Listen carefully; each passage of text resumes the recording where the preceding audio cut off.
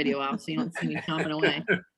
All right, let's get started. All right, let's see. All right, hi everyone. Another session of American Public Policy Redux, a special Saturday edition. Today's Saturday, February 20th. I almost said Thursday.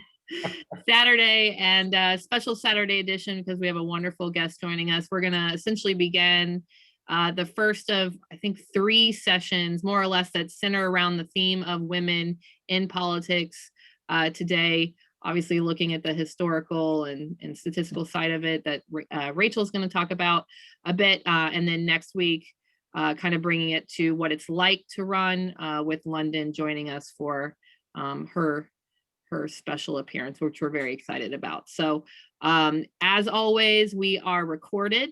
So if you would like to jump in, of which Rachel says anytime, feel free to jump in with a question or clarification. You will be recorded if you do jump in and take yourself off of mute. If you would not like to be recorded, as always, that's fine. Just shoot it over to me in the chat box, and then I can ask your question when appropriate. And I think that's about it. Pat, on off to you. Okay. We're going to start out with Rachel. Really, she's more interesting, and she has more interesting things to talk about, and she's better. She's kept up better with sort of the literature, and this is like really solidly in her area. I'm going to jump in a little bit to talk about sort of political science findings concerning women as candidates, and then in conversations that that Rachel and I had, she had some really interesting ideas about what's going on currently, and that'll be more speculative, but in a sense, I think it'll be more fun. So we're going to start out with Rachel. Rachel's obviously, she's my daughter, my older daughter, who went to Grinnell for her bachelor's degree, and then Columbia, and got her PhD in history at UVA, and has done tons of work on women as candidates, women as legislators, and really interesting stuff looking at the relationships, interactions between women's movements and women in various movements and women in elected office. And I think I'm going to let her run with this. I think she ought to say a little bit more about the work that she's done, but this would be the first time that she ever listened to me. So she'll do whatever she wants to do, and then we'll move on. So let her rip. And I'm going to point out that for a number of years, Rachel taught one class in my course that now was the required course in political science on research methods, because better than anything else I had to let students know what using qualitative methods looked like, Rachel could really do that for students, and had a great illustration, some great data sets that I could make available for students. And the downside is that after that class, they then recognized that my daughter was really a better teacher than I was, and then I had to live with that. But so Rachel, run with it, bud. All right. It's a solid amount of self-deprecating commentary. Good job. I had to get that out before you started attacking me. It's gonna attack you.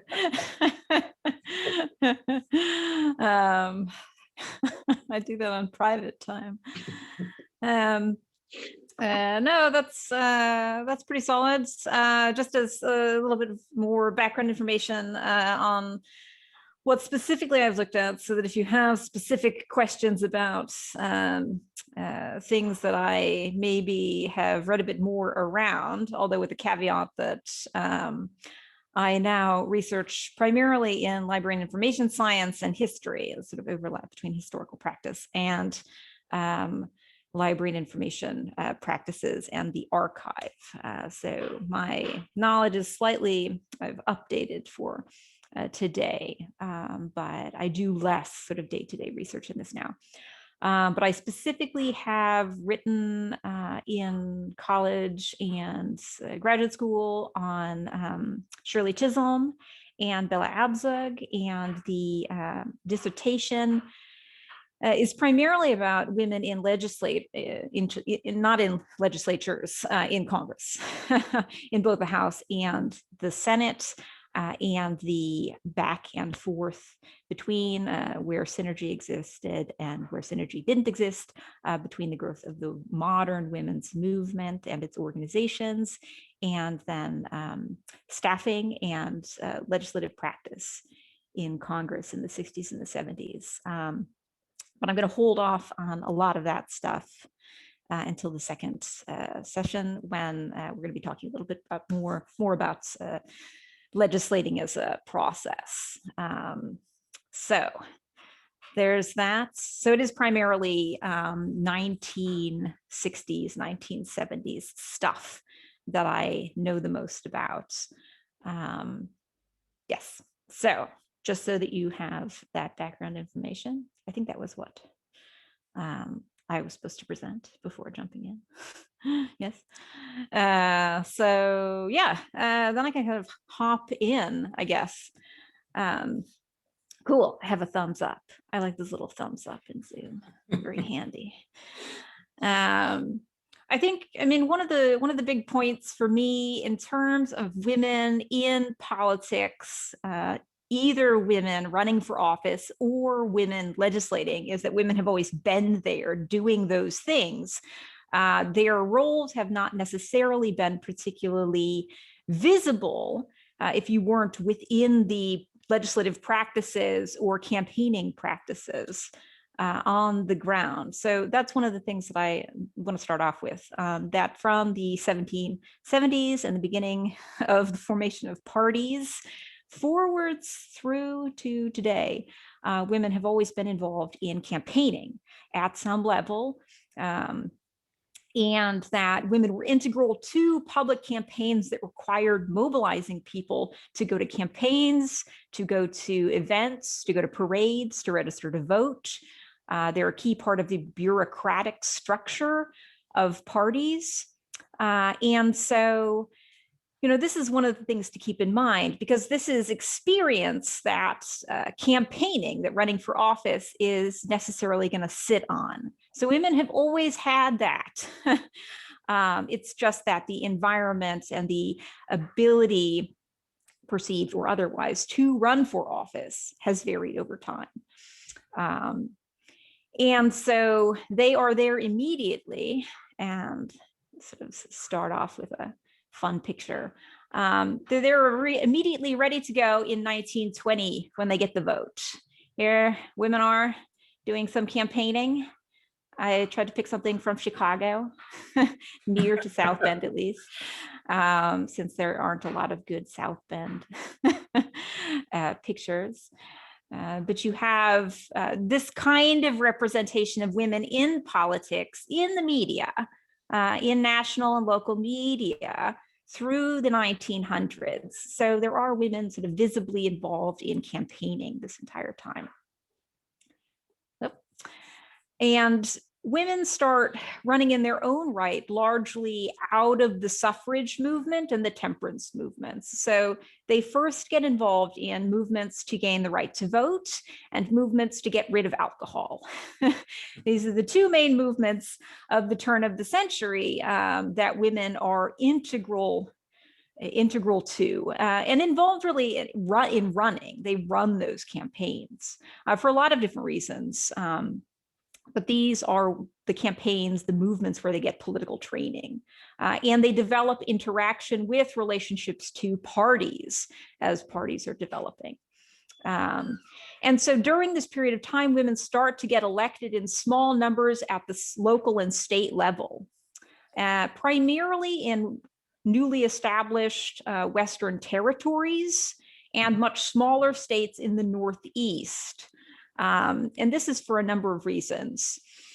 One of them is that parties are not fully established yet, and so they're looking for people. They'll take anyone, and they need women. They need bodies. And then in these northeastern states, you have the same issue. The numbers of people involved are so small that you need women involved in these processes, in these organizations. And this gets, these are also places where, as territories are sort of applying to be states, what they're trying to do, what parties are trying to do, is position themselves, because there is an assumption that suffrage will be granted to women rather soon, and they don't want to be on the wrong side of that issue. And so what they're doing is they're trying to sort of recruit and get women into the party in the right way.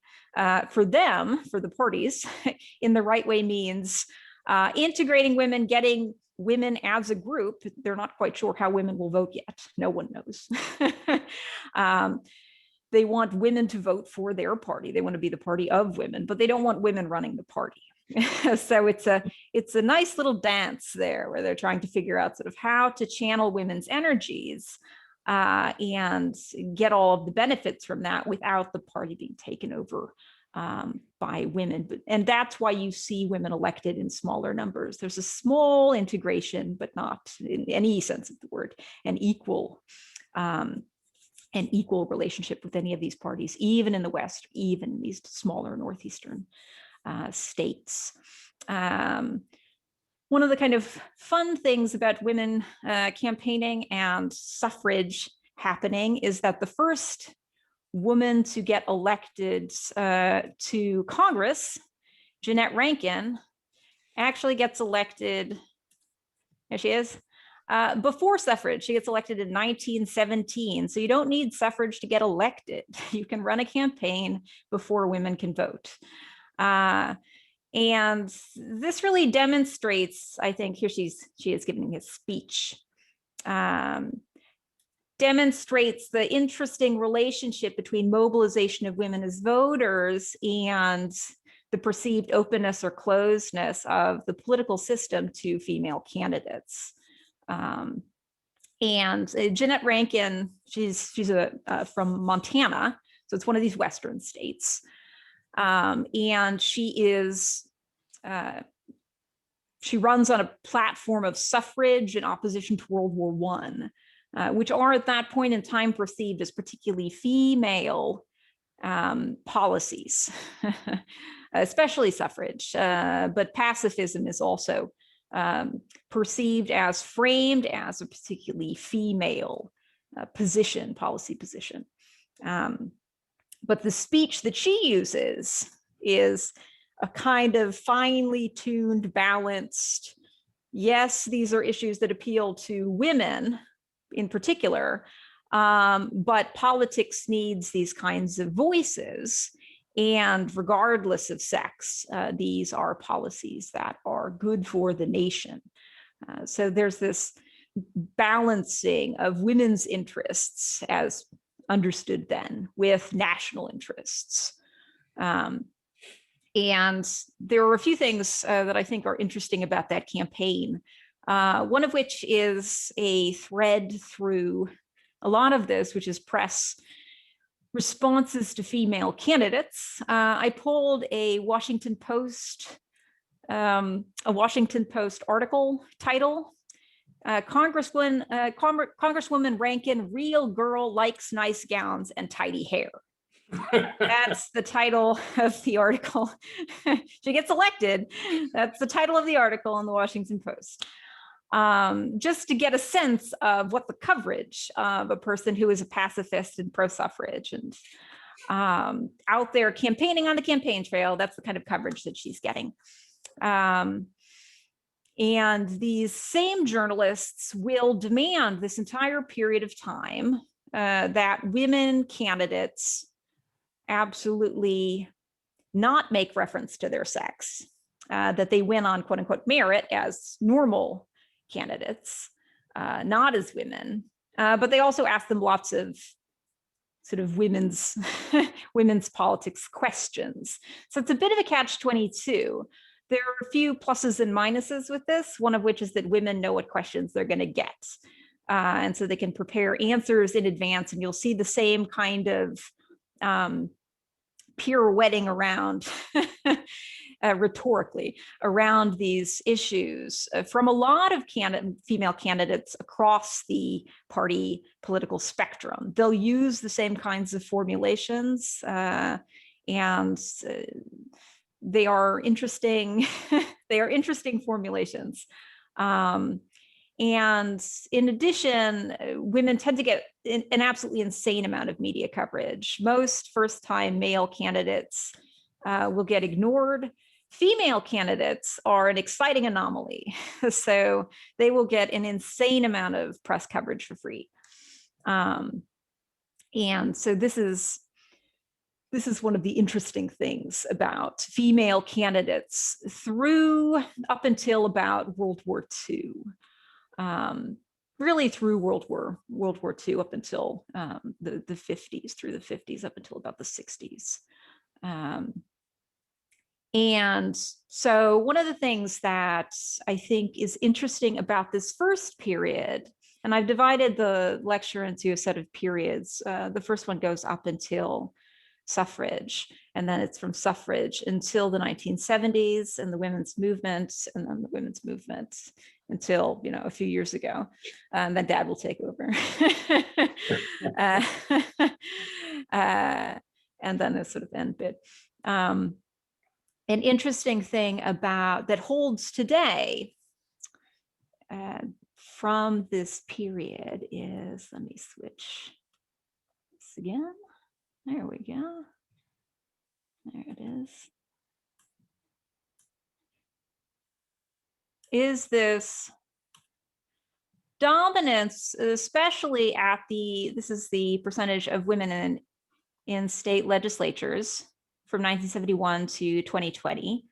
The dominance of Western and tiny Northeastern states in the top states for women in elected to legislatures. So this is a pattern that runs back over 100 years.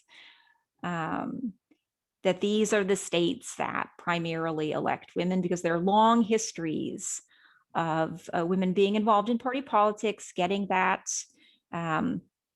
those experiences and getting integrated into the political system. And then you have those people you may or may not know. You have people who are visible, who are female and involved in politics. So women who are in the state, that's visible to them, and it's more likely that they're going to see that as attainable. So these are important patterns. So let's see here. Hopping forward to the 1920s to the 1970s. This is a period when party organizations really control entry into politics, and they do systematically keep out women.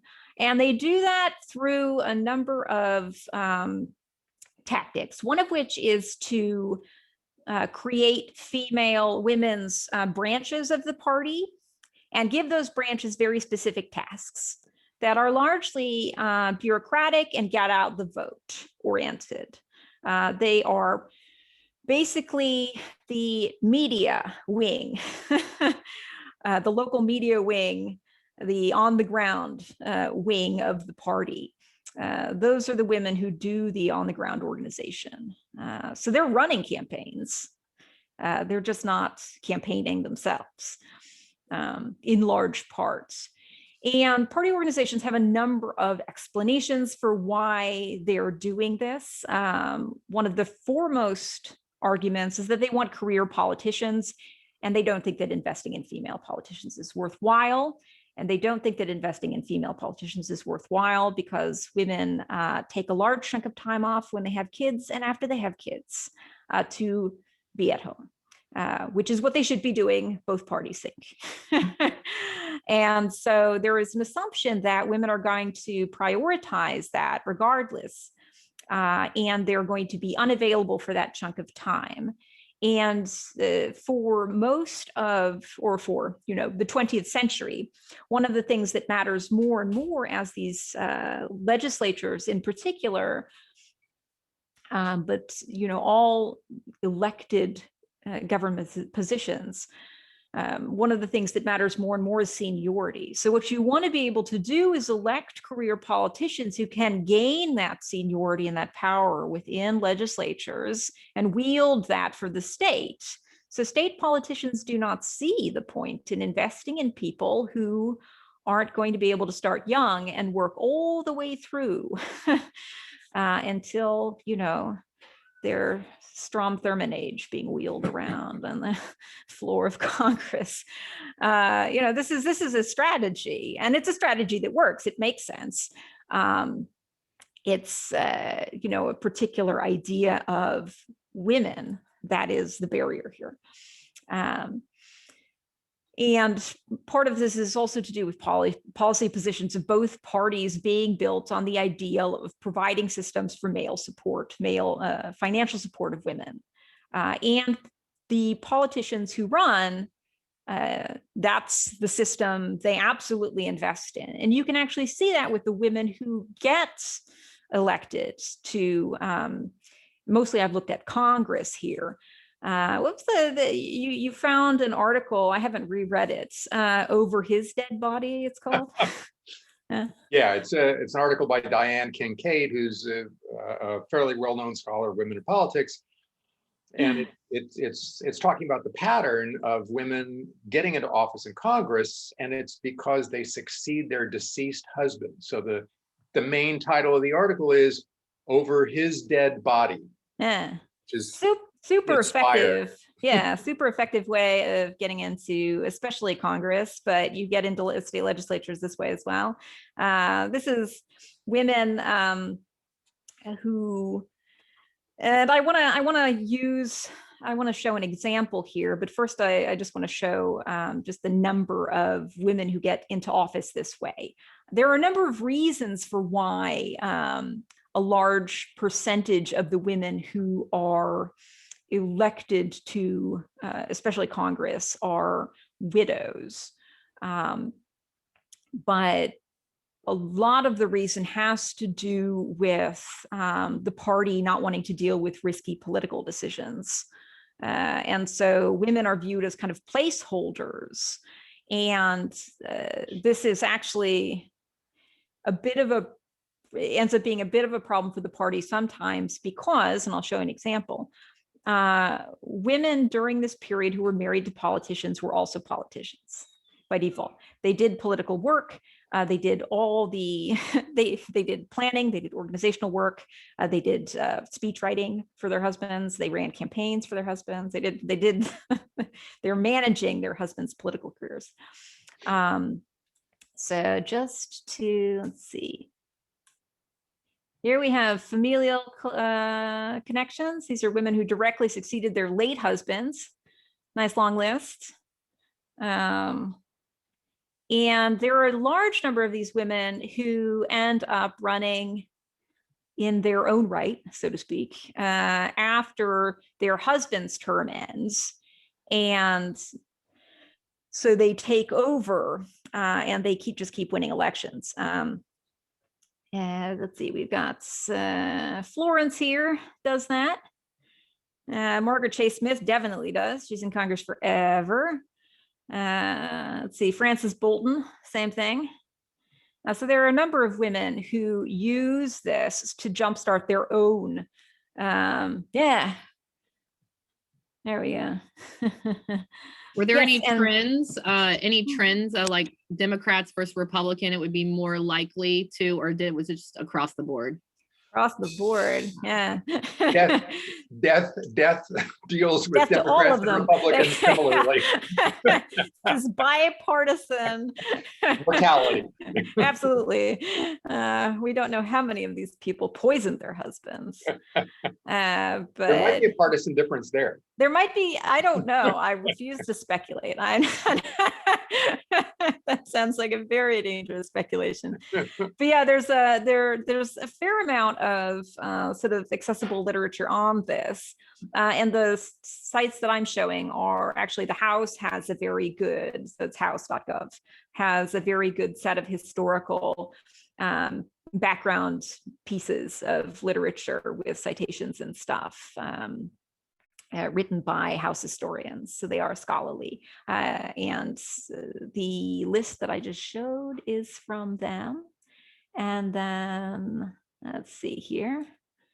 I have an example of one of these women so that you guys can see sort of how, here's Hattie from Arkansas, a Democrat. There we go. So she works on his campaign, speaks on his behalf, receives credit for his election.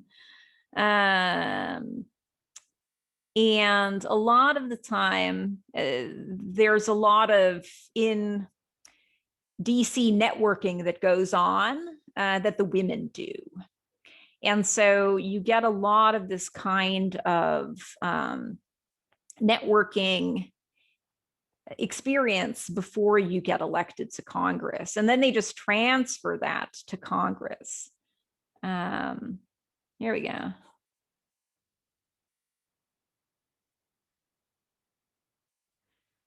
So she's a kind of good example of how women start off running campaigns for their husbands, writing speeches, writing policy.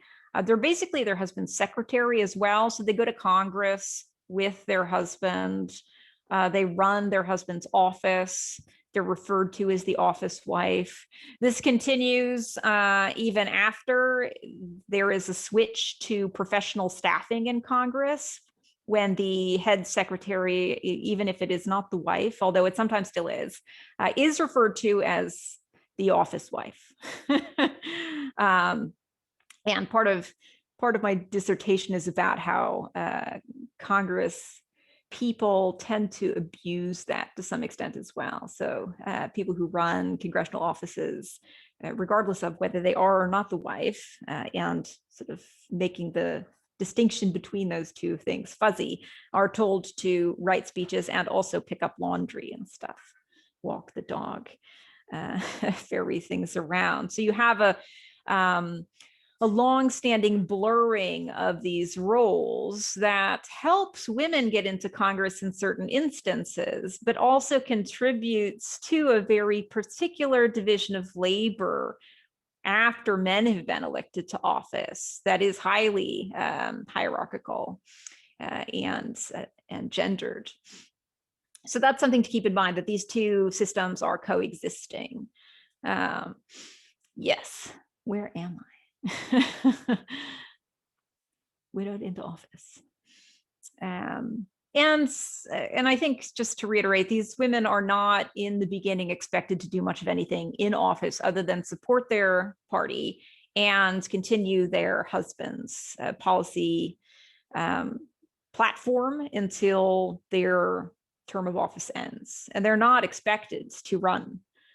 They just do sometimes. If they think that they have enough support within the party, and that support would then have been built on their connections while they were the wife of the politician. So this is a kind of interesting way that women end up campaigning and getting in the door of legislative politics in particular. This works less well for positions like governor and stuff like that. It's primarily legislative positions because party affiliation there and working together as a group of legislators is paramount. And so those relationships matter more than they would in these other positions, and these other positions, mean something different. Having a figurehead be female, having a female governor means something different symbolically than a woman being a part of the legislature. Yes. I'm following my extensive notes. Let's see here. The other thing to note with these women in particular is that they have to wait for their husbands to die. And that may take a while, you know. You can do it strategically. Margaret Chase Smith was like 30 years younger than her husband. She got in there, you know, and her husband dies pretty soon after. She times that. I don't know whether she liked her husband or not. I won't speculate on that. But then you have a longer period of time, and she doesn't have kids. So you have a longer period of time to accrue seniority. And that's an incentive to stay in politics. If you know that you're going to be able to stay in politics long enough to accrue seniority within the legislature,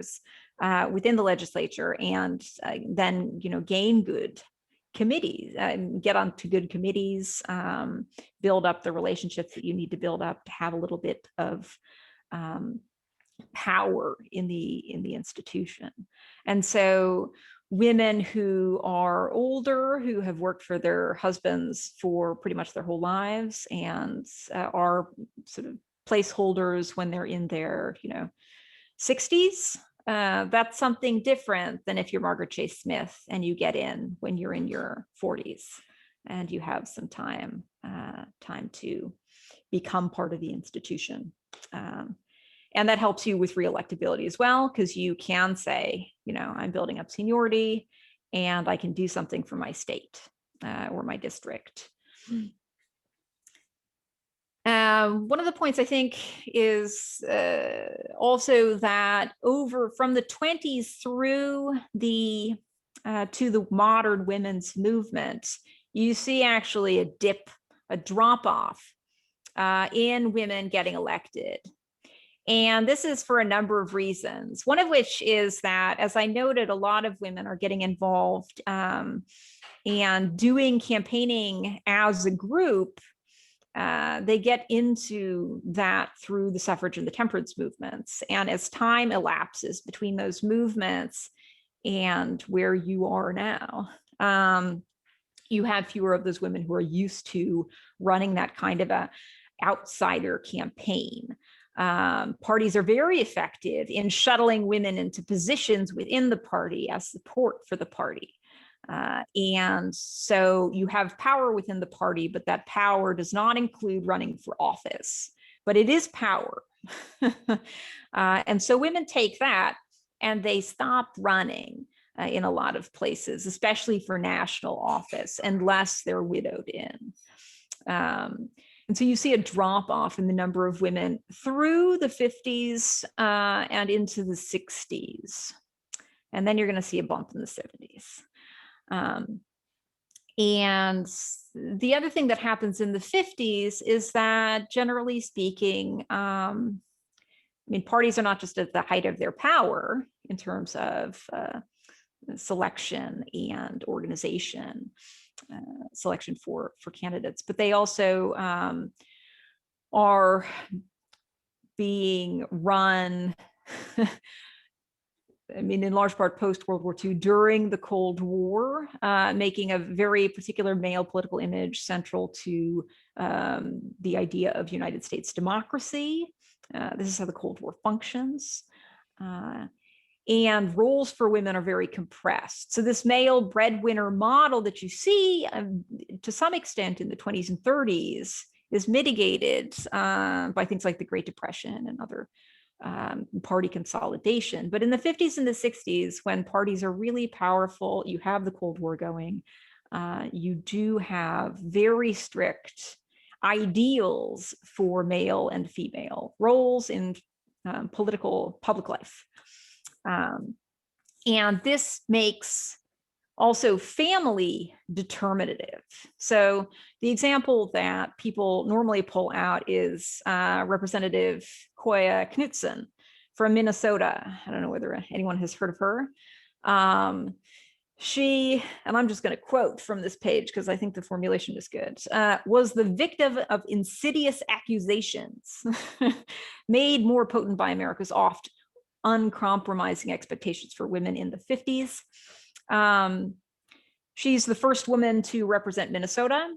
She's an advocate for the food stamps program, federal student loans, funding for school lunches. And then after 2 terms, her husband decides that he doesn't want her in Congress anymore. So he runs a campaign against her in cahoots with her challenger to get her unseated by the other party. Like, this isn't the primary. This is, he's supporting the other party to get her out of office. And he runs this campaign primarily with the plea, and this is famous now, Koya, come home. And the newspapers love this. This is just amazing. So the newspapers have run with this. And so the 1958 elections, Knutsen's opposition, it really exploits this theme. Her challenger, the hilariously named Odin Ellsford Stanley Langen, had the campaign slogan, "A big man for a man-sized job," which is super subtle. And so her constituents vote her out of office by a narrow margin. And then it's very hard to make a comeback. So, there are, and this is used, and this is a problem for women candidates for up until very, very recently, that if one woman loses, particularly in this kind of a way, in a very publicity-laden way, it's a sort of stand-in for women in politics generally. One woman losing means an enormous amount for all women candidates, because it says something about all women candidates, regardless of sort of, yeah, it should be a movie. Did not divorce him. 1950s, remember. I don't know whether she divorced him later. I'd be a little surprised. She did later.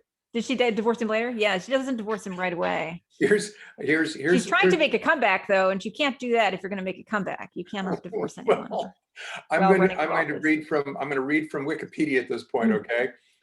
And he died in 1969 of acute alcohol poisoning. She refused to attend his funeral. He was abusive.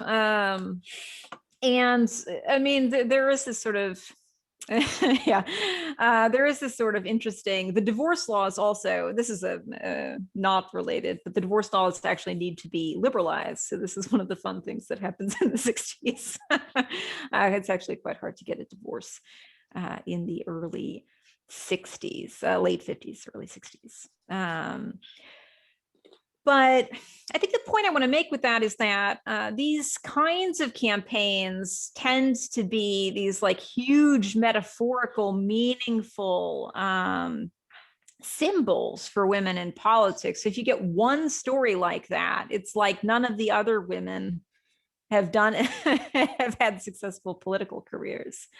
And this is an important kind of a narrative that I think we're just now getting away from. So now I'm at the 70s, which is the fun part for me. So you have a prioritization of Cold War consensus politics in the 60s. And one of the things that happens is that, or one of the patterns that you see if you look at women running for office historically, is that women have traditionally benefited in years when the general public is reacting against political insiders. When there are movements ongoing, when you have party structures attempting to adjust and trying to figure out how to absorb political instability and opposition to the way that they run things. And solely because of their sex, women are often understood to be outside the political system as well. And so this can be appealing for voters if you have a turn against traditional governmental structures, traditional party politics.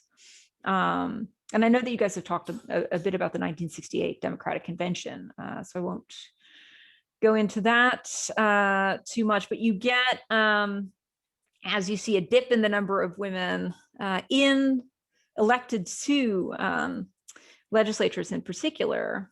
The women's movement shows up.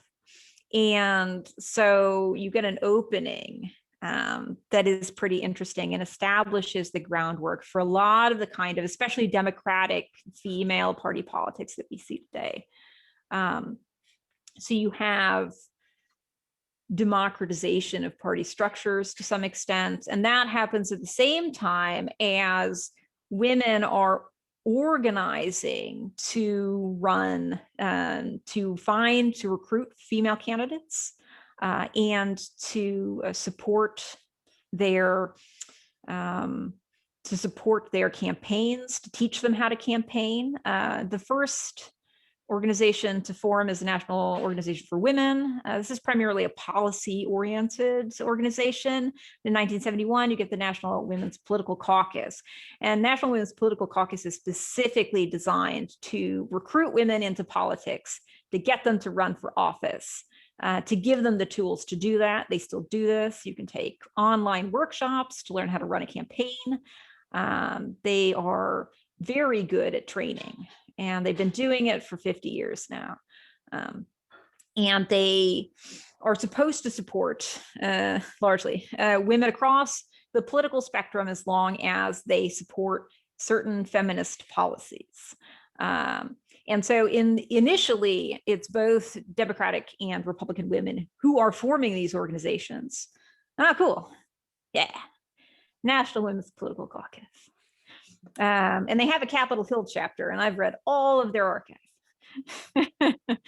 I like them. And, you know, that group of women in particular are the women who found that organization are also women who, and Shirley Chisholm is there. She helps to found the National Women's Political Caucus. She also runs for the presidency in 1972. And 1972 is a kind of turning point in a few interesting ways to demonstrate how movement politics and here's Shirley. Love Shirley. There's a good movie about Shirley, Unbought and Unbossed, that I would recommend. She is a character, man. I like the way she dresses.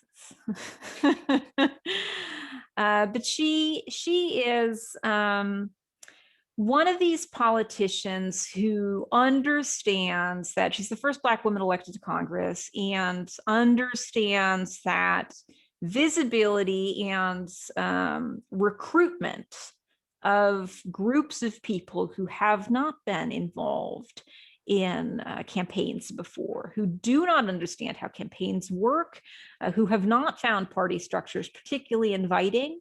It's very important to talk to them, to get them to understand party politics, and to show them that someone who looks like them can run for office and win. And the sort of turnover here is really interesting and fun, maybe not super fun on another level, because let me show my little Wikipedia page here. You can see the turnover in the people who run for the Democratic candidacy in 1972. Shirley Chisholm is there. George Wallace, also there. A raving racist. He gets shot during this campaign. There's an assassination attempt. Shirley goes to visit him in the hospital. But there is this, I sort of talked about this dip in the number of women getting elected. The lowest point is in the early 70s when this is happening.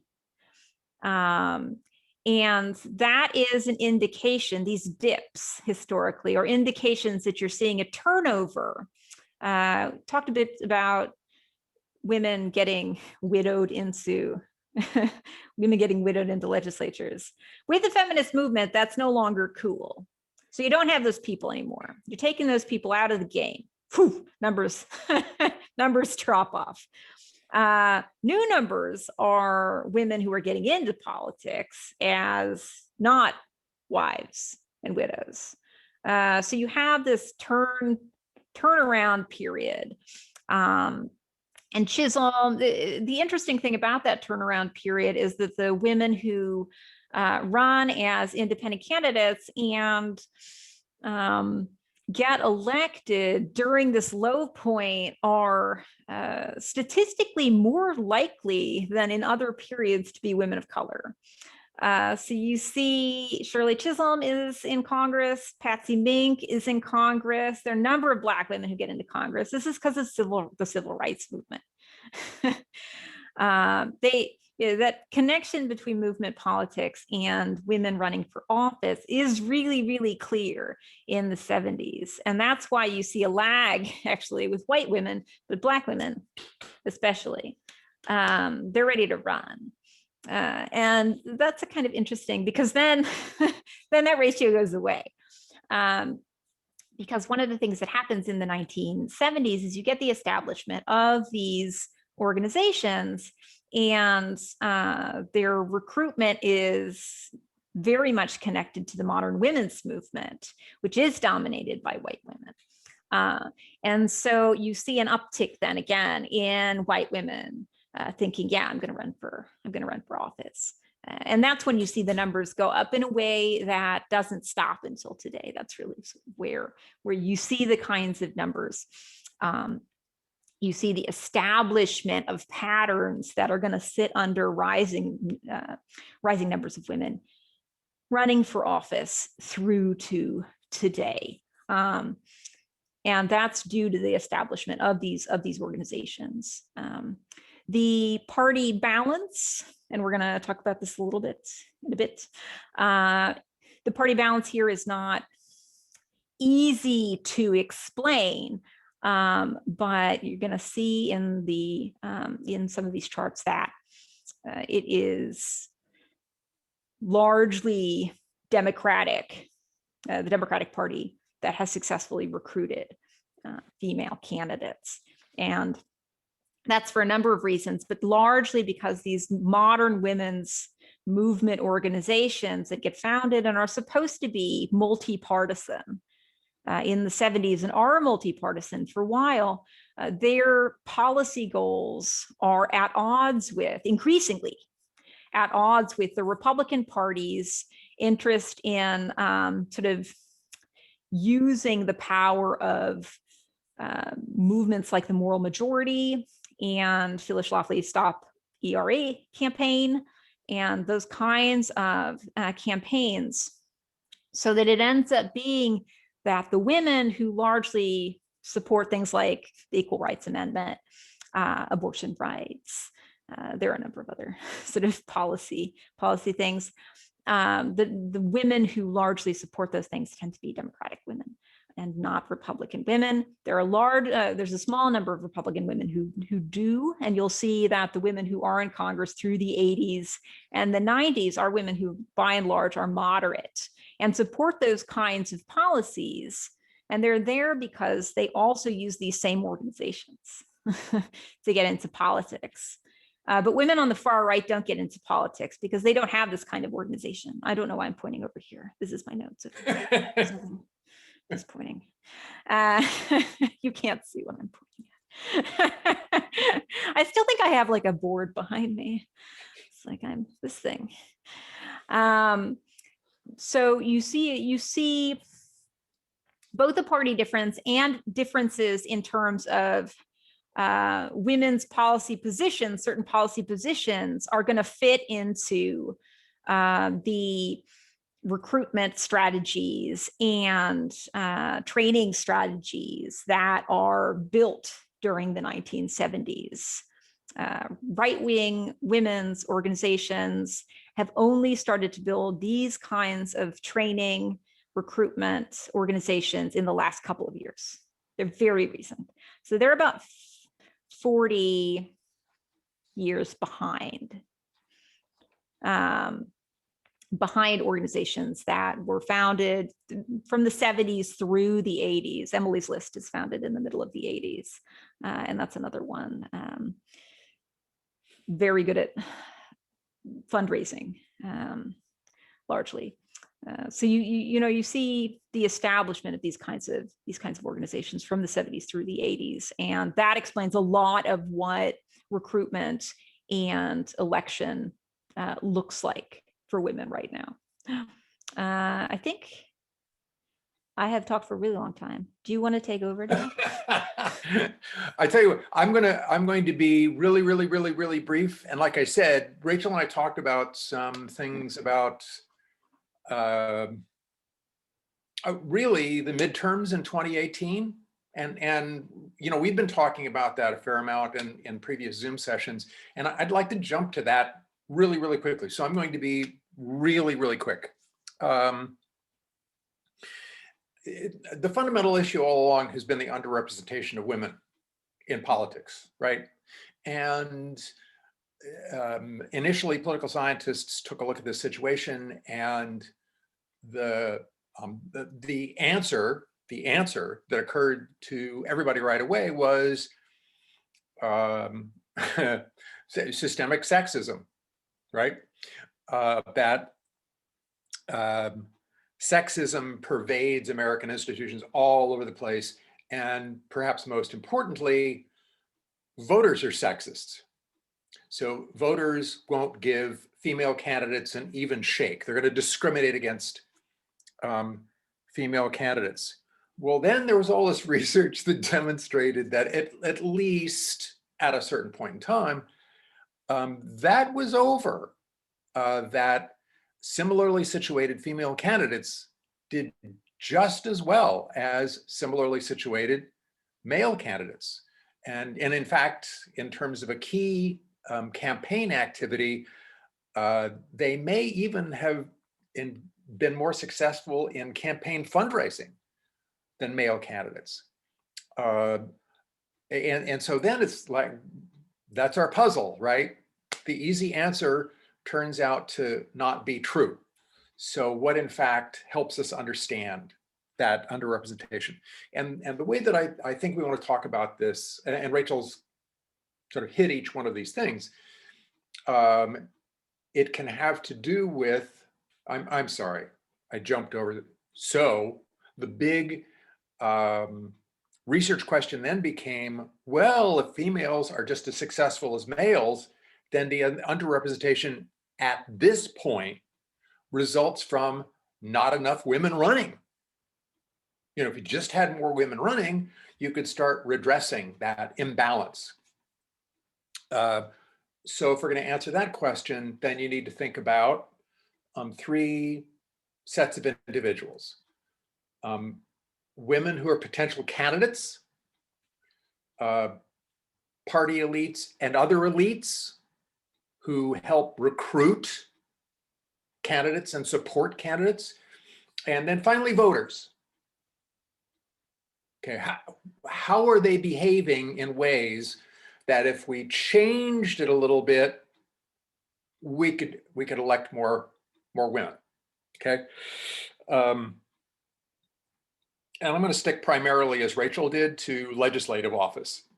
There are additional barriers for women running for executive office, but you can kind of layer that on top of the analysis that I'm going to go through at this point. So if you think about where there might be inequalities, thinking about potential candidacies of women, first of all, ambition.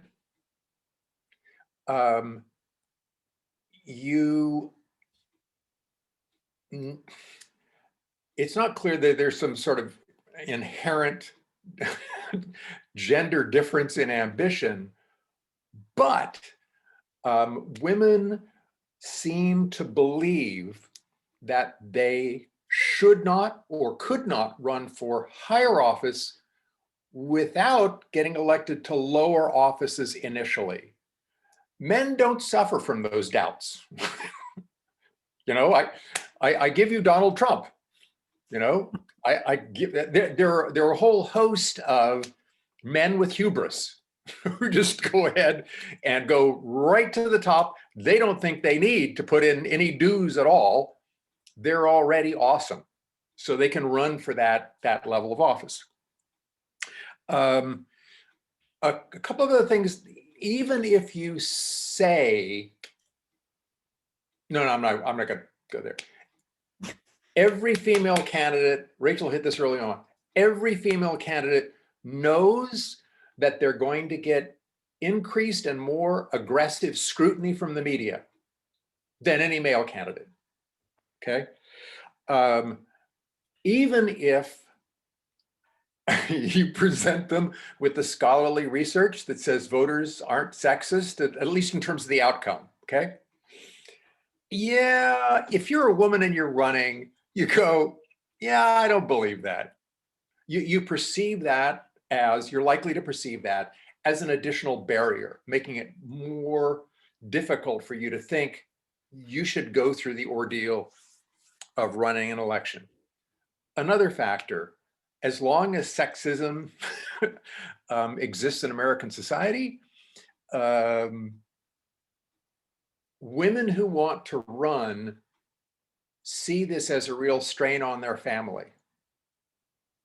The dudes just leave home. They just go ahead and run. Kids, what kids? I don't need to worry about that. The wife will take care of the kids, running the household and so on. Well, women are less likely to have husbands who are going to take care of those familial tasks. This, by the way, Rachel, I now don't understand why your mom didn't run. Since I did all that stuff, she should have run. You asked her.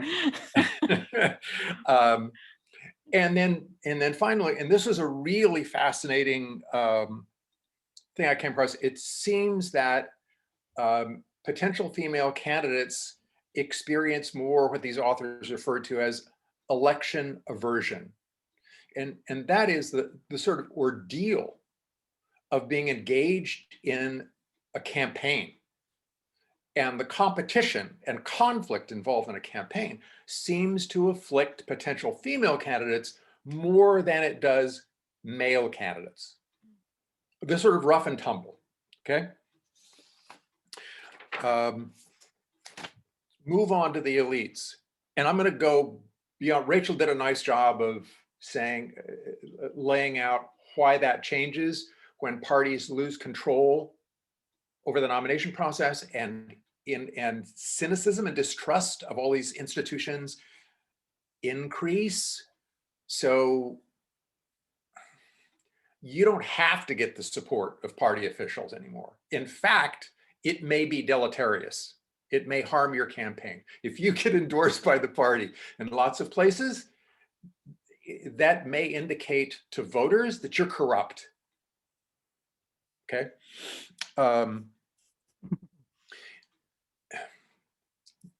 Let me, just because this is a really insidious thing that the parties did when they did have control over the nomination, you don't want to leave the party's line on the ballot empty. So there are a lot more hopeless districts now, right? With geographic segregation of the parties, okay, and you know, exacerbated by gerrymandering. But there were always districts where if you were a Republican, you didn't have a chance, or if you were a Democrat, you didn't have a chance. Parties would systematically, in those locations, if they were the minority party, they would recruit a woman to run as a sacrificial lamb. So that's part of what you would observe in terms of the low levels of success of female candidacies. Well, they got recruited to run in hopeless districts. Of course they were going to fail, okay? All right. Let me hit voters, and then we're going to get to 2018. First of all, there's that difference between executive and legislative offices, but the more interesting stuff. sexism does continue to have an impact on a more micro level involving men's and women's candidacies. Not a sort of, I don't want to vote for a woman because she's a woman, okay, but rather voters' sexist notions of what men are naturally good at and what women are naturally good at. And to go back to Jerry Pomper's holy trinity of voting behavior, this means looking at personal traits and issue positions. So if you are a female candidate, this will make perfectly good sense. Remember, the personal traits were leadership, competence, integrity, empathy. Leaders will perceive that female candidates have more integrity. They're outsiders after all, okay? And that's part of the old, there's other stuff that Rachel could do better than I could possibly do about women simply being seen as more virtuous and tied to moral, ethical behavior. So integrity is one, and empathy, the ability to sympathize and empathize with other people. Okay, so women candidates get perceived as having an advantage there, but not in terms of leadership and competence. Okay. In terms of issue positions, again, just apply that lens of sexism. The kinds of issues that involve that kind of empathy, well, women candidates are better on those. They're more competent when it comes to handling those issues. But then the ones that don't involve empathy, okay, the economy, certainly international relations, those kinds of things, male candidates will be seen as more competent, and they would have an advantage in those areas. So you see, it's more nuanced than an overriding sexism. I'm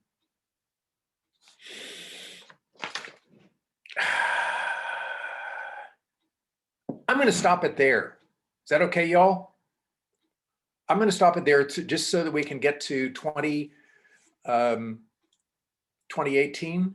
And I'm going to kind of introduce the topic and then let Rachel run with it. When Rachel and I talked about this stuff in preparing, we talked about partisan differences and what that looks like leading into 2018.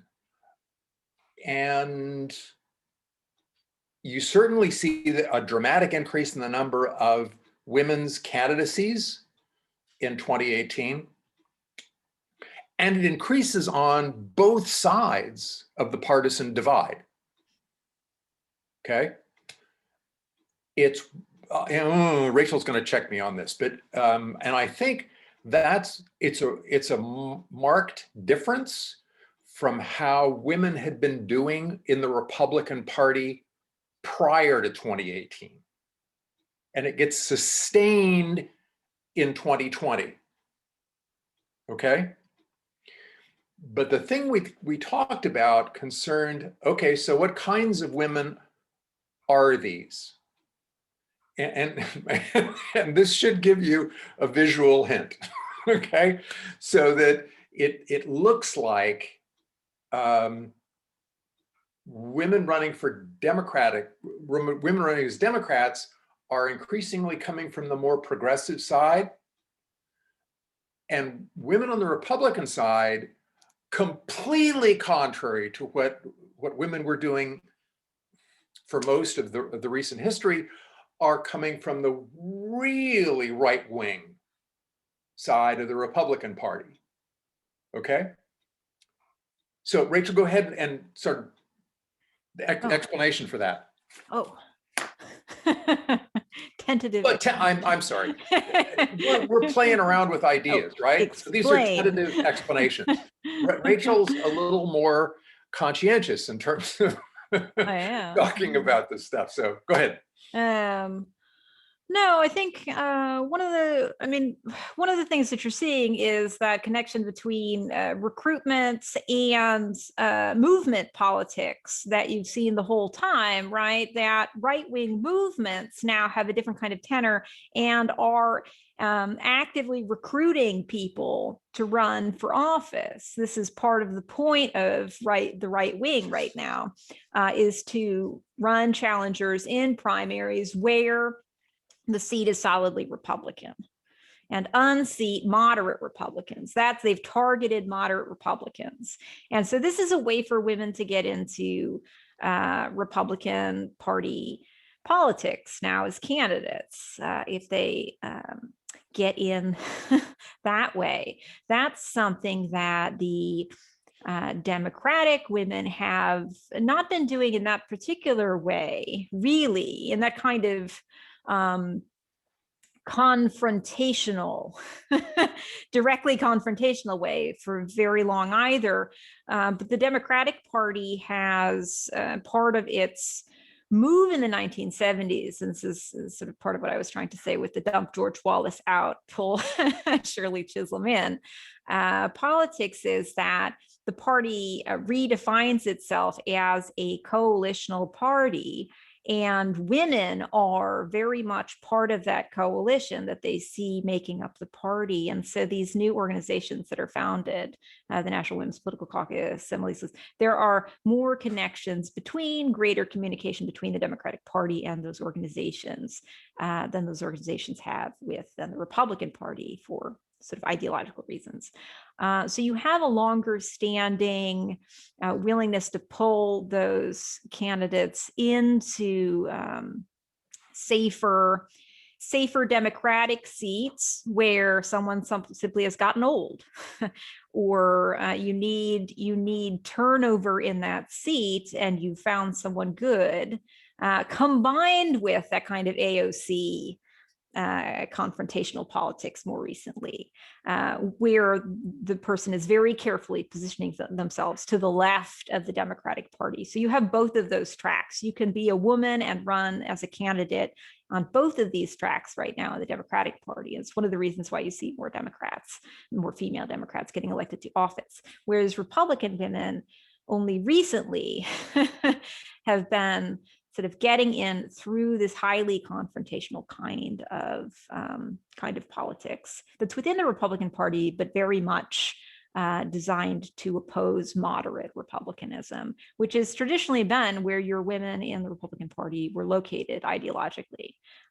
So I would say that right now is the 1970s for the Republican Party. You got a dip, and then you see because they're throwing, and not right now, but now is the kind of upswing, because you had a very stagnant number of Republican women for quite a long time, largely because the party was putting these people in campaigns where they couldn't win, or you were Olympia Snow. And so you're either one or the other, and there aren't very many Olympia Snows out there. And you can see that, she quits the party when she has had enough of this kind of right-wing politics that doesn't make room for her. And now you're seeing this entry of far right women. And I think that it just occurred to me that one of the things that Rachel and I have been talking about is going to fit nicely into a lot of our discussions about partisan polarization. And that is, as the party has lost control over the nomination, that means they've also become less important in terms of recruitment. But movements have essentially started recruiting folks to run for office. And that's kind of across the board. If you take a look at the Tea Party, as a movement, they have been incredibly active in recruiting folks to run for office. And they've, unfortunately, they've been really, really effective at like all levels of office. I mean, I met a Yahoo who is in the Indiana State Senate. I was sadly stuck next to him at a bed and breakfast, for our communal breakfast, and I think it was on Sunday morning. And he turned out to be from the Indiana State Senate, and I'm having a conversation with him. I don't know where he's from ideologically or in terms of partisanship. And then it crops up. I mean, he was just a schmuck who had a little small time, I think he had a little small time business, but the Tea Party approached him to run for office. That's just Indiana State Senate. So these movements are playing an important role. Movements don't develop in the center. They develop out on the fringe. Fringe is pejorative, and I don't really mean it that way, but certainly not in the center. Okay. Well, it looks like the way that Rachel and I are talking about this, that's operating with women. So you're seeing more movement activity on the more progressive side and the more conservative side, and it's working with women. And I don't know if anybody is out there who took the gender and politics course with me, but I had later versions. Folks read Ronnie Schreiber's book, Writing Feminism, that kind of talks about that movement politics on the right that has culminated in what we're seeing now in the Republican Party. Okay, I'm sorry, go ahead, Rach. Yeah, no, I mean, the basic message is that women can be seen, especially right now, as bellwethers for ideological politics in both of the parties. That if you want to know what the edge of the party ideologically looks like, find the women, and they will be on the edges. And this tends also to happen during periods of time where polarization is higher. When polarization is lower, then women gravitate towards the center. When polarization is higher, largely due often to activist movements being active, then you see more polarization. So women women never exist in the center of the left or the right. If they're in politics, they tend to exist real close to the center or real far. And that's a kind of interesting thing to think about, I think. Let's you know what, at this point, Rachel, let's open it up. Okay. So folks, jump on in. If we haven't completely put you to sleep. Yeah. Too much talking. Quite the opposite, I think. We could keep going. Like I kept looking, I was like, oh, we could just do this for another hour. No, you couldn't. My question, I'll jump in just real quickly, is when you were talking, Pat, about the potential candidates and the barriers for entry, or mental barriers, I guess I would say, for entry, I had noted like a lot of those were spot on for me personally as to why I have not entered politics as of yet, especially being a mother with young kids. And the ambition part was really interesting to me as far as lower positions versus jumping into a higher position. I guess my question for Rachel is more of historically, we talked about, did women, I guess so what I gathered from your presentation was more of the party was structured in a way historically that was their home anyway. That's where they were kind of pushed to, as far as a party position, they were welcome, they were given that political power. So they didn't quite think even about running to something more on a larger scale. And then Pat, for you, I guess my question is, now in more modern day data, does it support that women candidates are more electable if they have had smaller roles before jumping into a larger election run? Do we have data, or do you know about data on that compared to the men that you said that just skip the first 5 steps and go to the big show. Right. And I want to be clear about this. This has to do with the individual candidate's motivation, not the voter's response. Okay. Okay. So it has to do with the supply of candidates, not necessarily their success. Yeah. And you know, that was why the folks who were looking at the underrepresentation of women focused on, well, why don't we have more women running? Okay. It may be the case that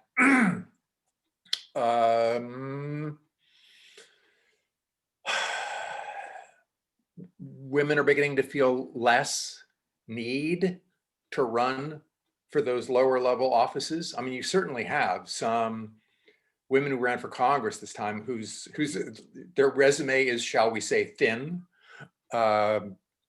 which might make sense given that you're getting an increased role played by movement politics, that they then move right into those levels of office. But I don't know if that pattern has changed.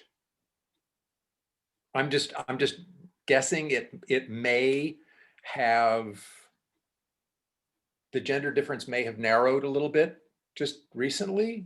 Mm-hmm.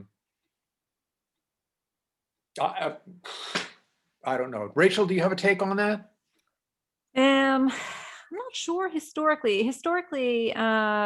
It's been, as I said, there's a period where women get into local and state politics, and that's where they're primarily active. And that's in the beginning of sort of pre and post suffrage period, largely because movements are actually more local. Also that, what's happening? That's the way that a movement will work. And modern communications systems and transportation systems make movements look different, and make the visibility and accessibility of national politics look a lot different. And so through the 20th century, you actually see a shift in how men understand local to national politics. And the party sort of works off of the infrastructure that it has. So it's not clear during the 20th century that these patterns, one, are particular to women, or two, that they're uniform everywhere, because running for local, state, and national positions in, say, Virginia is quite different in 1940 than running for local versus state versus national elections in Washington state.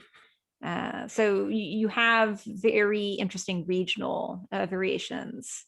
And then in addition, this is something that I didn't really mention, but you do actually have North and South differentiation here as well, because parties function very, very differently, especially the Democratic Party in the North and the South, until the Civil Rights Movement and the Civil Rights Act, and this sort of shift in the late 60s, early 70s, where the Democratic Party technically is supposed to be opening up to, but you have a very family-centered system of politics where families own their state's politics, both at the state level and the national level. And you see a few kids still in Congress now from some of those families. So there's huge. You'll see that a lot in the South. Yeah, there's huge regional variation, but I'm not sure that there is a clear break. I think what happens in the 70s is that feminist politics is very nationally focused. very nationally focused, except for the ERA campaign, which partially fails because of this very national focus. So actually doing a national organization is a national campaign that has to be in every state in very particular ways. It doesn't really, they're not super good at it. So they don't do that stuff fast enough. And before things get too politicized, you need to just pass things before anyone realizes and sort of figures out how to take advantage of it. In electoral politics, you can't let it get partisan. So that's very nationally focused, and a lot of the movement politics that you see on the left and the right is nationally focused. And you see bumps, you can see that in a longer view if you you look from now back through the early 90s, actually, because there are a few key, the first year of the woman is 1992. And 1992 is credited to women getting very angry about Clarence Thomas hearings and running for Congress in greater numbers. And you can see these angry recruitment reactions after these particular national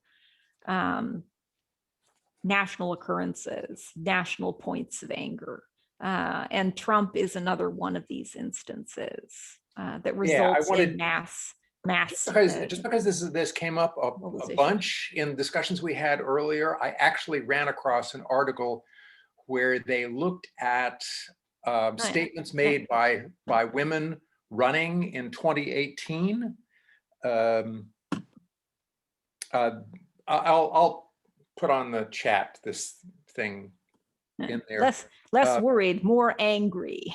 That's a lot of this was angry.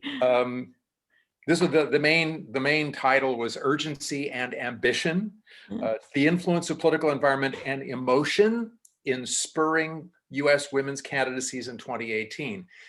And what the author Kelly Dittmore found was that it sort of supports what I was guessing, and that's that women were running because they were angered and fearful about Donald Trump.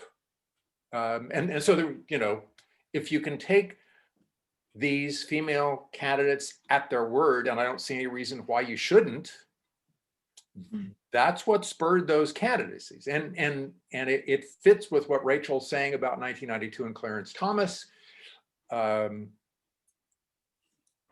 it's I don't know what it says for the future and the generation of these candidacies, but that may be a sort of general proposition about what will spur folks' candidacies. That kind of, at this point in the way that our politics look, that may be the thing it takes to spur large numbers of candidacies. Yeah, and I mean sort of less worried about the campaign itself. You get over that barrier of fear about the campaign because you are mad and terrified. Other stuff, folks. What's happening? I had Carla. Go ahead, Paige. I had something for you, Rachel. Do you have any interesting nuggets of information or kind of little known facts about Shirley Chisholm that you found over your research? You really want to open that door? Okay. I have so much Shirley Chisholm. And did you watch Mrs. No America? idea how funny that is. I love Shirley. Did you watch Mrs. America on Hulu? I haven't. I'm too afraid. I was curious to see if you watched it and if you thought it was accurate or kind of your opinions on it. But if you haven't seen it, that's totally fine. That was quarantine, one of my quarantine that I consumed. No, I should watch it. I have the horrible like academic, why isn't this accurate? And I know I'm gonna do that. So I'm trying to I'm trying to give myself I need to put myself in the right headspace and accept this as semi-fiction and a construction, and just, it's not a documentary, Rachel. You need to just relax into the entertainment. So entertaining figures. Bella Abzug is, an entertaining person. Shirley Chisholm was an entertaining person. These are entertaining people. So provide some entertaining information about Shirley Chisholm. Yeah, no, I think, just to relate this back to the class itself, and something that Dad said earlier, Shirley Chisholm has a husband, and her husband is the most supportive husband. And one of the interesting things I think about, because she's asked all the time, like, where's your husband? What's he doing? Is he just at home? What's he up to? And he gets interviewed a lot. And this is one of the things that is, I think, especially having moved to Sweden, this like bizarre American quirk that you always have to interview the spouse also. That person is part of the campaign. That's not true here. They don't care. If I hear she means Sweden. If I hear I'm in Sweden, yeah, so Sweden, they don't care. No one knows, the partner. That doesn't make any sense. They're not in politics. But he gets interviewed a lot, and he like does these little he does a cooking lesson for a newspaper. He talks about how he's learned some of these domestic tasks, but he also has a job. There's this like, I'm a man, but also do these things that are that help keep the household going. And I think one of the things this he has in common with Bella Abzug's husband, who gives the exact same kinds of interviews. They're kind of funny, and they're humorous people. They're much less serious in print than their politician wives, and they both lean on this. I've been recently listening to this podcast about Max Weber, and he gave this talk, Politics as a Profession and a Vocation. And I think there's been an interesting historical leaning towards a profession or vocation that is very gendered, and women lean heavily on the vocation. And the men really back them up. These are crusading women who really believe in what they do. This is what they do. They don't have time for anything else. They live and they breathe politics. This is their vocation. This is their life. And women really run on that. They lean on that, and it's really effective. And so you see this Shirley Chisholm's campaign style. I have always loved it. You should watch some of her speeches. She has a Jamaican accent. It's a very sort of clipped linguistic style, and she makes her points. She doesn't really have that kind of preacher quality to her, but it's not like watching Joe Biden give a speech either. It's something, it's a very particular, it is a politics as a vocation. She wants to get people involved in politics. And what she is doing all the time is exhorting them to vote, to register to vote, to get involved in politics. This is her number one thing. I want politics to look more multicultural, more representative. That's why I'm here. That's why I'm on stage. That's why I'm doing the things that I do. I'm doing them because I look the way that I do and I sound the way that I do. And she really sort of leans on that, that she is doing this to make politics look different. She's in politics to make politics look different. And that is so important to her particular style of politics. And it's borrowed. You see, not by her, but you see other, especially Black women politicians borrowing some of that style and the kind of emphases that she has in her politics. She's really important in that sense. And the other interesting thing I think about her is that she, if you look at her with all the other women who were in Congress during that period, Shirley Chisholm is the most like early mid 1960s looking. She has the 1960s dress. She has pearls. She has her hair done. She has a look, and that was very conscious because, and this is something that Black women in particular have to deal with. There is a Black female respectability politics that's going on there, and she is trying to feed into and challenge it at the same time. And it is why she looks the way that she does. Bella Abzug has her big hats. She's running around. She's got like, it's like a half tucked in shirt, and she's screaming, and she's New York. She's running around yelling at people. She's got the New York Jewish woman thing going for her. Yeah, because that's a thing. But Shirley's from Brooklyn. It's not this New York too. But she has to be different. And so that's, you have these kinds of styles of politics coexisting with one another.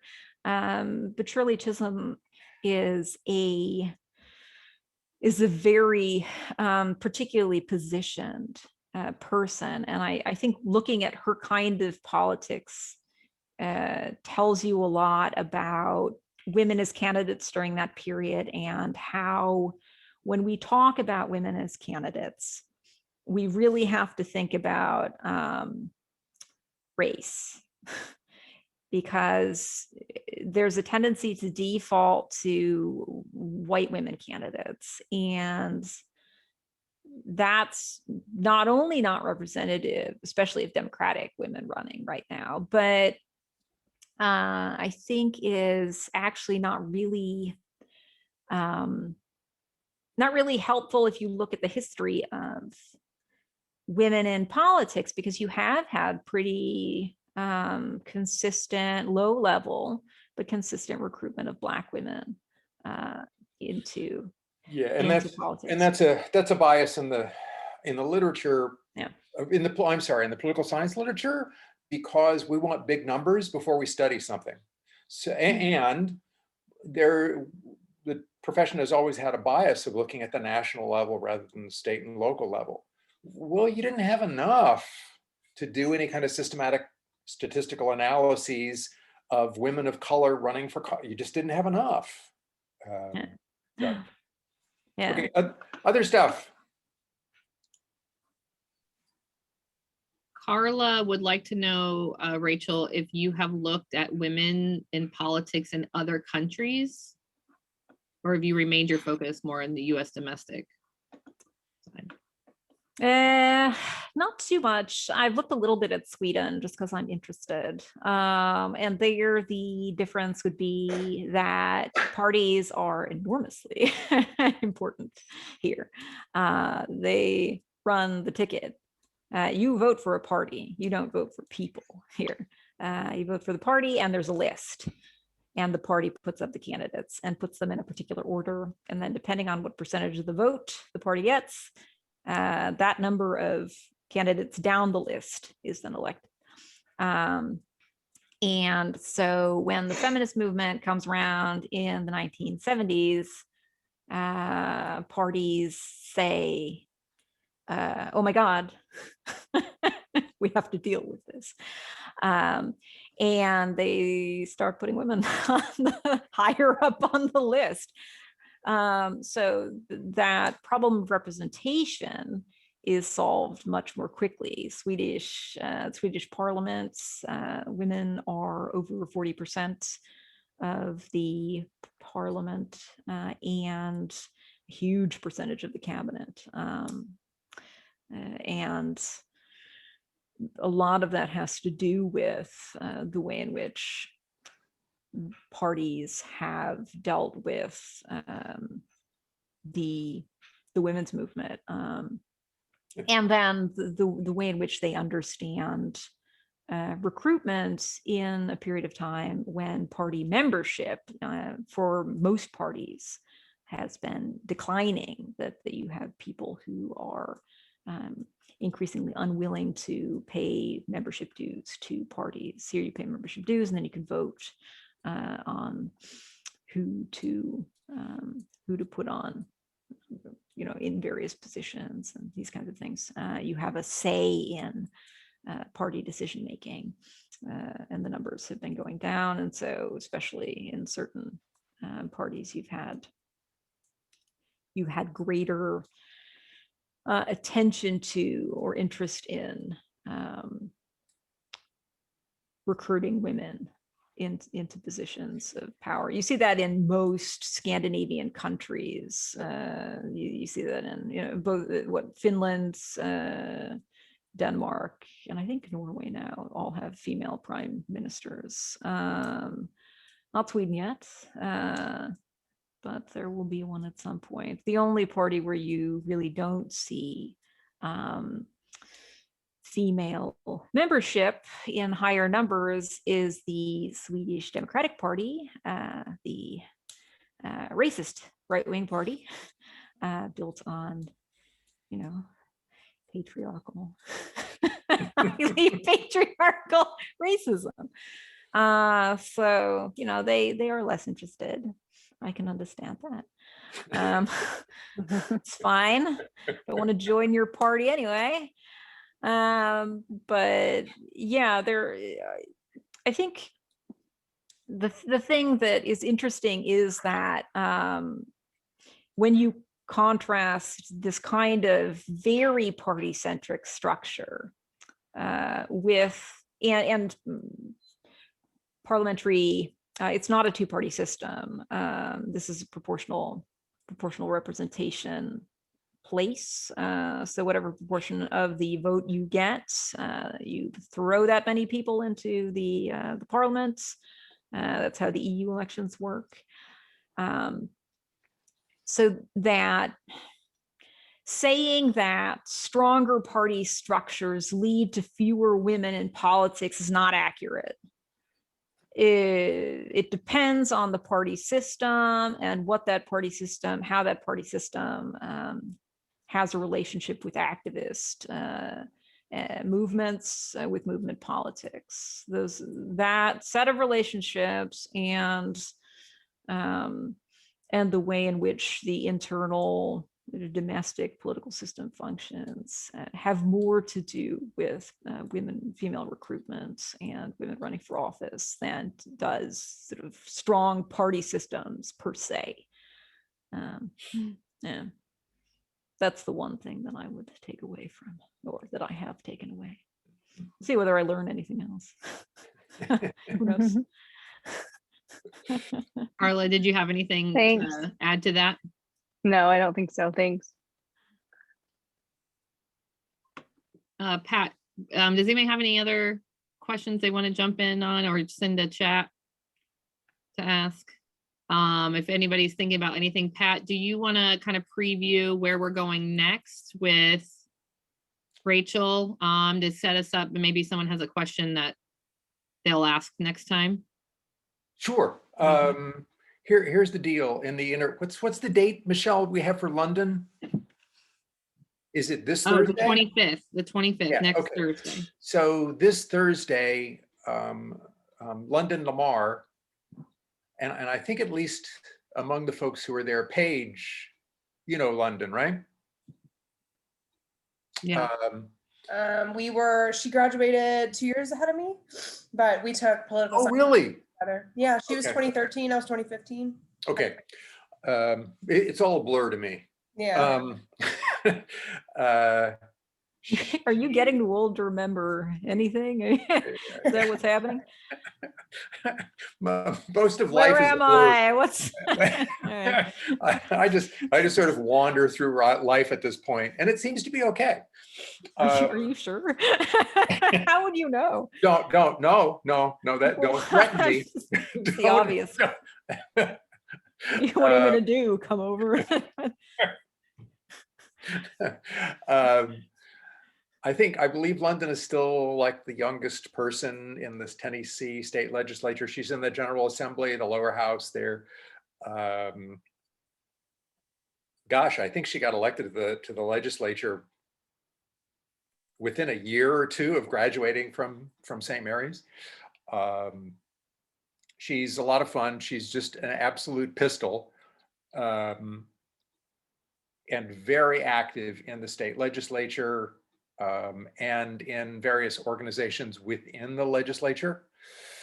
So she's going to talk about her experience as an African-American woman, both running, sort of what Rachel and I played around with today, and then as a legislator or someone involved in the legislative process, in the policymaking process, at least at the state level.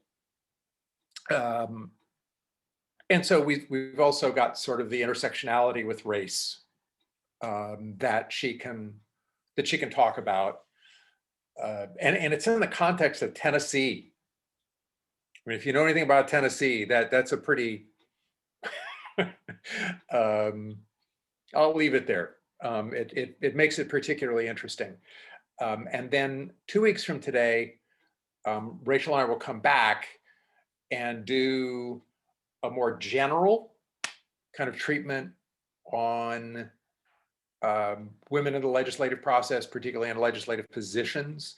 But Rachel has done some really cool stuff looking at women as important actors in the legislative process, even if they're not the member of Congress. Okay. And again, for those folks who took research methods in the last few years, some of this you will have heard from the presentation that she made in that class. So we're kind of, Rachel and I are bookending London, doing a sort of interesting case study on African-American women. Does that make sense, y'all? Rachel, do you have any like good books written by or like about Shirley that you recommend? I can send them out. Yeah, I'd have to look. Because I can't remember the names and the titles, but I can bring them with me. I think there's been quite a bit in the last few years. They're putting a statue of her up in Brooklyn. Oh, cool. I saw her like her book, library. which was written in 1970, which wouldn't necessarily be a bad read, but I feel like a lot of like the good stuff about It's a very good read. It's so. Is it? Okay. It's short. I saw it was a short read, but I am biased. I like political memoirs so much. Yeah, I do too. But politicians are so self-involved. I feel like it's less like because it was written in 1970, I feel like there's a lot of good stuff that's come after with like the analysis of just like what she's accomplished, what she's done, like kind of what we discussed today about like being a Black woman running in that time frame. Like there's a lot of that analysis that you're not going to get from her memoir from 1970 that you know about her as a figure versus her autobiography. Yeah, that's a campaign book. She's doing what every politician from the 60s forwards has done, which is to publish a book in advance of running for the presidency, to tell everyone in advance. who they are and get the, word out and tell them what they're going to be running. So that's a campaign book, which is why I liked it, because it's a different kind of a campaign book than most of them. But I'll make a note of that and find some stuff. I know there have been a few books that came out recently because of various anniversaries. But yeah, Shirley Chisholm is fun. That's right. Yeah. Yeah. Did you see that note that I included there that they're gonna, the same director, I'm not sure writer director, which one it is, of 12 Years a Slave is creating a movie about Shirley, and Regina King is going to play Shirley. That was just announced like 2 days ago. I happened to see in advance of our class here. Yeah. So she's coming into popular culture. Now, this is the thing right now. All 1970s feminists get their own movie or a collective movie. Ruth Bader Rachel won't watch any Ginsburg of got a them. movie. They all have movies now. You get a documentary and a biopic. That's what you get now. Gloria Steinem, all these people. We will get a Bella Abzug one because she was crazy. So that will be, That'd be wildly entertaining. Yeah, wildly inaccurate, probably, but extremely fun to watch. You can Google her. I think I have a picture of her. Does everyone know what Bella Abzug looks like? I had never heard of her until Oh my God. Pat had mentioned, here are her two favorite people, I think 2 or 3 sessions ago, and I had to Google her. I had Bella. She's got her big button on. And her hat, this is a smaller hat. She always had a hat. That's a far less flamboyant picture than. Yeah, I know. I tried to get a picture of her campaigning. She's campaigning right now. She's on the campaign trail. Heard of her through Mrs. America. I only heard of her through Mrs. America. Oh my God. She's also one of these people you should watch talk. Yeah. If you could get audio with it. Yeah, she is, and there's a lot of audio.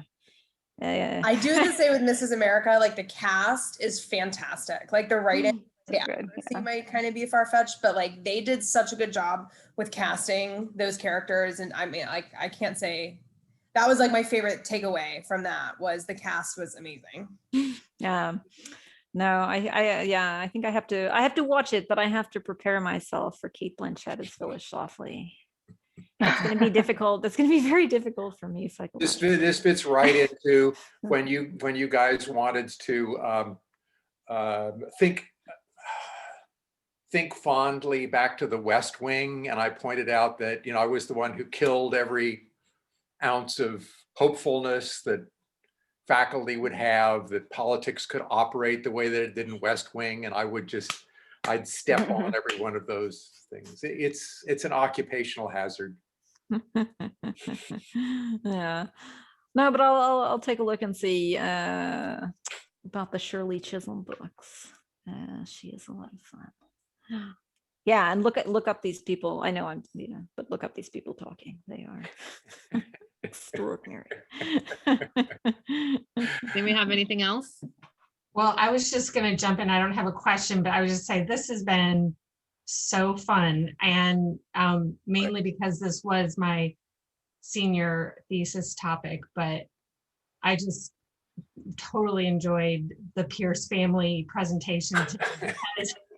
It was, it updated everything from that time period and things that I still follow and interested in, but not in an academic way. So it was really, I don't know, I just got so much out of it. I just loved it. So thank you. Oh, good. I'm glad. Thank you. I'm glad. Cool, thanks. Yeah. And it's always, I'm going to tell you folks the last time that Rachel and I performed together. And no, it wasn't in a circus. Her godfather is Dick Brisbane, whom I may have mentioned to at least some of you as being in the department when he essentially hired me in the department, and he had received an email about the Policy History Conference. This is a number of years ago. And he's not a very expansive person unless he's writing his own paper. And then it becomes I once compared it to a doorstop. So he simply forwarded the announcement of this conference to me saying, sounds like a project for Team Pierce. Because Rachel and I have done stuff on women in politics. And at that point in time, I was doing stuff kind of branching off from the gambling politics that I did, which is in an area called morality policy and morality politics, into other areas, namely abortion policy. So I organized a panel where Rachel would do a paper and I would do a paper. And then I had a friend who did work on the courts and abortion policy. So we showed up to this conference, and where the hell was it? It was in Ohio. Was it Columbus? I think it was Columbus, Ohio. I cannot remember. I think it's Columbus, Ohio. It was a conference center. Rachel, It could have been anywhere. Rachel just wants to blot out the entire experience. Very gray environment. So I think I presented. I think I went first, and then my buddy and his co-author went next, and then Rachel went last. So I did mine, and then my buddy did his, and then Rachel's doing hers. And it for those of you who are parents, the idea that your offspring is kicking ass right next to you, it's like you live for that stuff. And so I probably had just a ridiculous grin on my face the entire time. They probably worried about my mental health. But I was just having the best time of my life. Rachel hated it. just hate. She was nervous like crazy doing this presentation, and her horrible father is sitting there watching her suffer through all this. So this, I think that this was a happier experience for her than the last time we did this joint performance. But of course, she's free to disagree with. Yes, no, feel free to speculate about my mental state.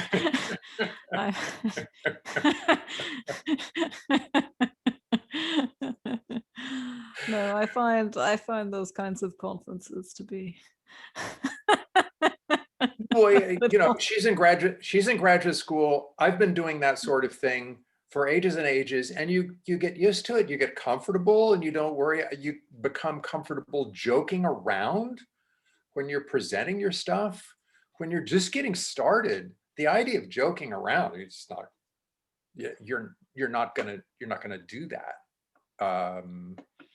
But yeah, so. All right. Well, thank you again, Rachel. And what day was it? March 6th. I had to look at my phone real quick. So March 6th, 1 p.m. We'll see you back here, Rachel. Thank you so much for your time, and thank you for the time change adjustment too. We really appreciate it. So. Yeah, no, thanks for inviting me. Yeah, if this wasn't apparent, I like talking about this stuff. And now I don't as much because now I talk about the archive and information systems. So I like talking about. We're glad to be the recipients anytime. No, if you want me to phone you and just talk at you about Shirley Chisholm, I can do that. Paid, direct number going that direction. All right. Well, that's every academic's dream. You just talk at someone. All right. All Have righty. a wonderful day. Thank you, everyone. Thank you. See you all on Thursday. Nice Thanks. seeing you guys. Bye-bye. Thanks again.